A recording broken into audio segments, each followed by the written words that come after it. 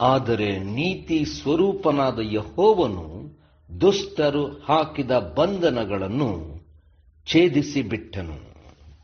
ಗುರುವಾರ 2 ಮೇ 2024 ಇಸ್ವಿ.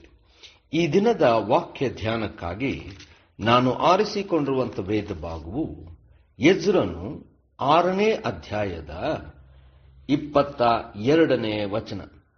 ಇದಲ್ಲದೆ ಇಸ್ರಾಯೇಲ್ ದೇವರ ಆಲಯವನ್ನು ಕಟ್ಟುವುದರಲ್ಲಿ ಅಶ್ಶೂರದ ಅರಸನು ತಮಗೆ ಸಹಾಯ ಮಾಡುವಂತೆ ಯೆಹೋವನು ಅವನ ಮನಸ್ಸನ್ನು ತಿರುಗಿಸಿ ತಮಗೆ ಸಂತೋಷವನ್ನು ಉಂಟು ಮಾಡಿದ್ದಾನೆ ಎಂದು ಹರ್ಷಿಸುತ್ತಾ 7 ದಿವಸಗಳವರೆಗೆ ಹುಳಿಯಿಲ್ಲದ ರೊಟ್ಟಿಗಳ ಜಾತ್ರೆಯನ್ನು ಆಚರಿಸಿದರು ಎಂಬುವಂಥದ್ದೇ.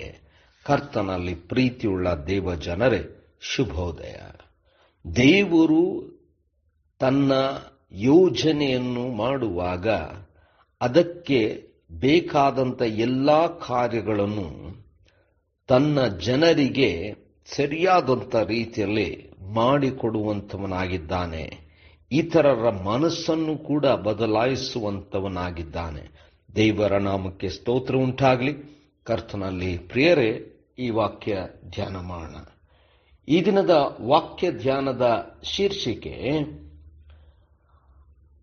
ಮನಸ್ಸನ್ನು ಬದಲಾಯಿಸಿದನು.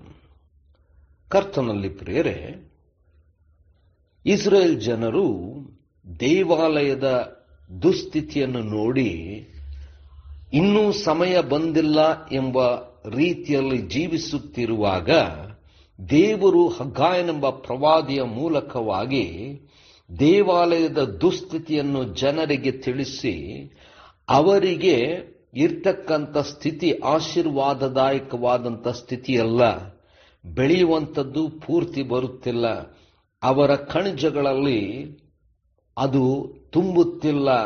ಯಾಕಂದರೆ ದೇವಾಲಯದ ದುಸ್ಥಿತಿಯ ನಿಮಿತ್ತವಾಗಿ ಅವರ ಜೀವನಗಳು ಈ ಸ್ಥಿತಿಯಲ್ಲಿದೆ ಎಂಬುದಾಗಿ ಅವರಿಗೆ ಎಚ್ಚರಿಕೆ ಮಾತನ್ನು ಹೇಳಿ ದೇವಾಲಯದ ದುಸ್ಥಿತಿಯನ್ನು ಬದಲಾಯಿಸಿ ಅದನ್ನು ಪುನಃ ಕಟ್ಟಬೇಕೆಂಬುದಾಗಿ ಪ್ರೇರೇಪಿಸಿದನು.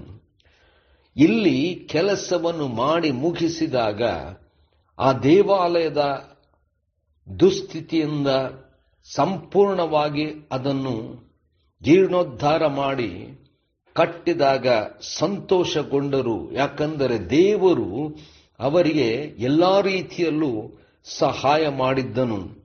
ಅರಸನ ಮನಸ್ಸನ್ನು ಬದಲಾಯಿಸಿ ಅವರಿಗೆ ಅರಸನು ಸಹಾಯ ಮಾಡುವಂತೆ ಮಾಡಿದನು. ಇದಕ್ಕೋಸ್ಕರವಾಗಿ ಸಂತೋಷಪಟ್ಟರು. ಕರ್ತನಲ್ಲಿ ಪ್ರಿಯರೇ, ನಾವು ದೇವರ ಕೆಲಸಕ್ಕೆ ಕೈ ಹಾಕುವಾಗ ಅನೇಕ ಸವಾಲುಗಳು ಬರಬಹುದು. ಆದರೆ ದೇವರು ತಾನೇ ಅನೇಕರ ಮನಸ್ಸನ್ನು ಬದಲಾಯಿಸಿ ನಮ್ಮ ಕಾರ್ಯ ಅಂದರೆ ದೇವರ ಕೆಲಸದಲ್ಲಿ ನಮಗೆ ಯಾವ ತೊಂದರೆ ಆಗದ ಹಾಗೆ ಇತರರ ಮನಸ್ಸನ್ನು ಬದಲಾಯಿಸಿ ಅವರು ಸಹಾಯ ಮಾಡುವಂತೆ ಮಾಡುತ್ತಾನೆ. ಕರ್ತನೇ ದಯಮಯ ಸ್ವಾಮಿ, ನಿನ್ನ ಕೃಪೆಯಿಂದ ನಿನ್ನ ಕೆಲಸಕ್ಕೆ ನಾವು ಕೈ ಹಾಕುವಾಗ ನಮ್ಮನ್ನು ಬಲಪಡಿಸು, ಕಾರ್ಯ ಪೂರ್ತಿಗೊಳಿಸು. ಯೇಸುವಿನ ನಾಮದಲ್ಲಿ ಪ್ರಾರ್ಥನೆ ದೀನತೆಯಿಂದ ಬೇಡಿದೆವು ತಂದೆಯೇ, ಆಮೆನ್.